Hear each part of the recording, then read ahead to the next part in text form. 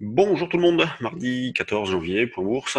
Malgré de nouveaux records à Wall Street hier, avec l'anticipation de la signature demain de l'accord commercial de phase 1 entre les États-Unis et la Chine, eh bien, les marchés européens reviennent sensiblement en arrière ce matin. Le CAC est actuellement à 5 993 points, le DAX à 13 365 en baisse de 0,5-0,7%. Ouverture assez spéciale, hein, avec rien entre 8h et 9h, et puis à l'ouverture du marché des actions, une baisse donc en ligne droite, hein, qui se poursuit. C'est assez impressionnant, même si sur le fond, eh bien, on continue d'évoluer entre les mêmes limites, hein. Vous voyez, quand on prend un petit peu de recul, eh bien, on est toujours sur les mêmes niveaux. Et on est sur les mêmes niveaux que la dernière échéance, puisque le cours de compensation, je me rappelle, était autour de 6005, 6003, me semble-t-il, précisément. 6003, le cours de compensation, donc échéance décembre. Janvier, bon, ben, on tourne autour de ce niveau-là depuis le début de cette échéance, avec des marchés qui calent toujours donc à l'approche de 6000, 6050, 70, vous voyez, cette grosse zone qu'on n'a pas réussi à franchir. Donc c'était déjà les plus hauts du 27 décembre.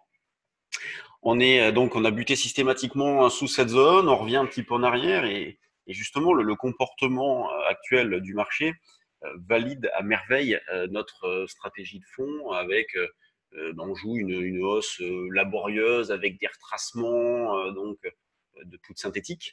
Et c'est vrai que ce matin, quand le marché part à la baisse comme ça en ligne droite, bah, c'est fantastique, hein. Moi, je suis passé à 73 au rachat, sait-on jamais. Je suis placé depuis pas mal de temps, hein, quasiment une semaine. Donc, vous pouvez tenter un petit rachat dans cette zone, dans l'idée de revendre un petit peu plus haut. Hier, on a eu l'occasion de bouger un petit peu sur les cols aussi. Donc, on continue dans cet esprit-là avec, sur le fond, eh bien, un marché qui manque de carburant, mais qui jusqu'à présent n'a pas rencontré de contrepartie vendeuse lorsqu'il est revenu en arrière. Donc on va voir si avec l'échéance et donc des pressions techniques qui peuvent augmenter, on va avoir un changement de phase. C'est toujours pas évident. En tout cas, sur le fond, il n'y a absolument aucune conviction. La volatilité reste faible malgré un environnement géopolitique plutôt tendu. Donc on attend du concret demain, notamment avec l'accord donc sino-américain. Donc nous, on continue de travailler en poudre synthétique, en achat pur. Si vous voulez jouer un rebond, eh bien, vous pouvez acheter des turbocalls. Donc, pourquoi pas dans la zone que j'ai proposée tout à l'heure, hein, cette zone de 70-75. Le turbocall à travailler, c'est le 5835. Vous voyez, par exemple, échéance fin du mois. Faut pas aller chercher trop loin non plus, mais 5835 à acheter donc dans cette zone 5950, 5970, ça peut être plutôt pas mal. Euh, Moi, je continue donc surtout à privilégier des poutres synthétiques, mais on peut travailler dans cet esprit-là. On aurait une première alerte un petit peu sérieuse sous 5940-50, niveau qui avait parfaitement fonctionné les deux fois précédentes, hein, notamment le 31 décembre. Je me souviens, j'avais acheté là le 31 décembre, j'avais revendu sur 6020 et qui avait fonctionné à merveille aussi le 6 janvier. Donc, première alerte sérieuse sous 40-50. Le DAX, revient en arrière aussi, hein, bien évidemment. On cherche à acheter sur un retracement, mais je vous avoue qu'on va pas trop se précipiter non plus. Donc là, on arrive dans une zone de rebond, hein, autour des 13 340-50. C'est un support sur le DAX. Il y en avait avant, hein, il y avait la zone des 400 qui a été défoncée. Donc 350, signal technique aussi. Vous voyez, dans cette configuration-là, atteindre un signal et notamment le DMI moyenne mobile peut être plutôt pas mal. L'eurodoll, lui, faible volatilité. Vraiment difficile de reprendre des positions. Alors là, on a buté sous la première résistance, hein, autour de 1,11, 35, 40. Sinon, la résistance un petit peu plus sérieuse, c'est plutôt 55, 60. Donc, c'est ce que nous avons proposé dans le trade du jour ce matin, donc de vendre dans cette zone-là, dans l'idée de jouer un retour vers un 11, 15, 20 et un 11, 10, 85, 90. De toute façon, le point fort, nous, là, des derniers temps, ça a été la résistance à 12, 40 qui a été une nouvelle fois validée à merveille. Donc, ça valide à fond notre stratégie. Donc, c'est une véritable satisfaction. Sur les actions du CAC, bon, pas étonnant, hein, il y a une grande majorité de baisse. En même temps, on voit que c'est pas méchant non plus. Vous voyez, Atos, moins 1,9, c'est la plus forte baisse. On part point haut. Pour le reste, donc on a Sodexo qui revient un petit, qui est la plus forte hausse. Bon, on va dire qu'elle est proche de l'équilibre, hein, à 0,10%. Le CAC, où est-il?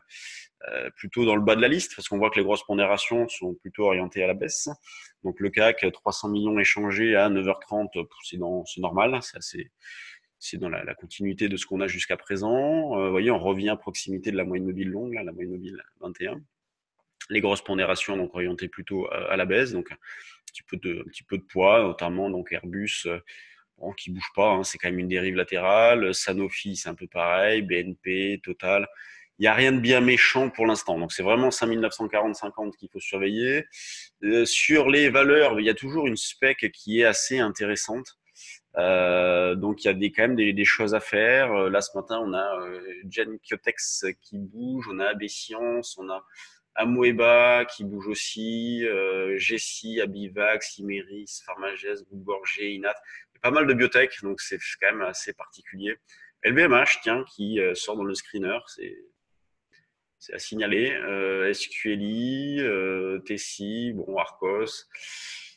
Arcos en situation de contre-signal, double appui contre-signal, mais bon, c'est quand même assez particulier Arcos à jouer.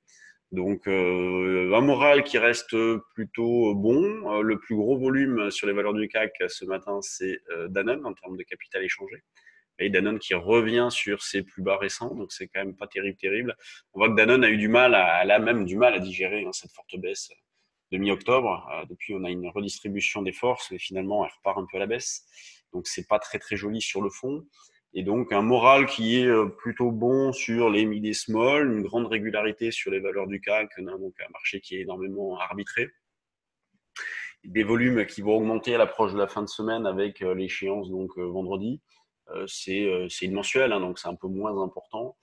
Mais on a vu, notamment l'année dernière, que même pour des mensuels, on avait des mouvements importants lors de l'échéance des options Eurostoxx à midi, bon, dans une moindre mesure le DAX à 13h, et puis donc le CAC à 16h et les actions à 17h30.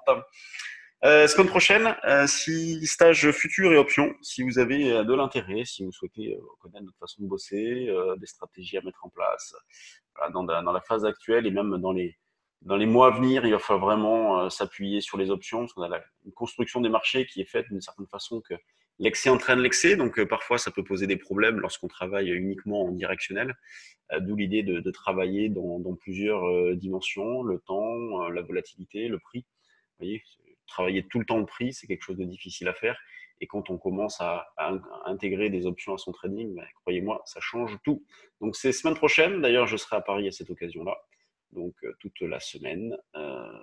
Si vous souhaitez participer, il suffit de vous inscrire, de nous contacter. Allez, sur ce, je vous souhaite une bonne séance et on se retrouve demain. Salut!